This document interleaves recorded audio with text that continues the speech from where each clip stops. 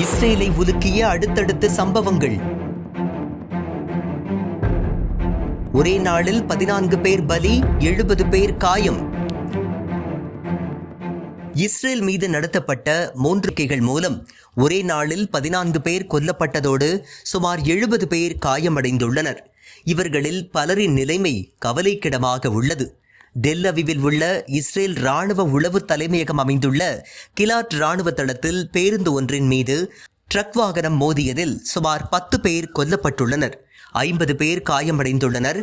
இவர்களில் 10க்கும் மேற்பட்டோரின் நிலை கவலைக்கிடமாக உள்ளது. இஸ்ரேல் நிகழ்த்தி வரும் இனப்படுகொலைக்கான பதிலடி தாக்குதலாக இருக்கலாம் என்று சந்தேகிக்கப்படுகின்றது. ட்ரக் வாகனத்தை ஓட்டி வந்த ஓட்டுநர் கொல்லப்பட்டுள்ளார்.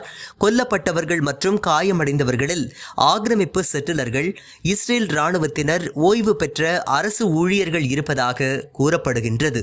இதனிடையே லெபனான் எல்லையில் ஹிஸ்புல்லா நடத்திய தாக்குதலில் கேப்டன், மேஜர், இணை கமாண்டர் ஆகிய பதவிகளில் உள்ள 4 மூத்த ஆக்கிரமிப்பு அதிகாரிகள் கொல்லப்பட்டுள்ளனர்.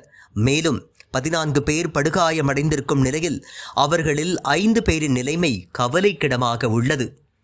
இதேபோல ஏக்கர் பகுதியில் இராணுவ தொழிற்சாலையை குறிவைத்து ஹிஸ்புல்லா நடத்திய ஆளில்லா விமான தாக்குதலில் 2 ஆக்கிரமிப்பாளர்கள் காயமடைந்துள்ளனர்.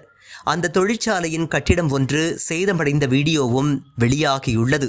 எனினும் பலத்த சேதங்கள் அடைந்த புகைப்படங்கள், வீடியோக்களை வெளியிட இஸ்ரேல் இராணுவம் அனுமதிப்பதில்லை என்று கூறப்படுகின்றது.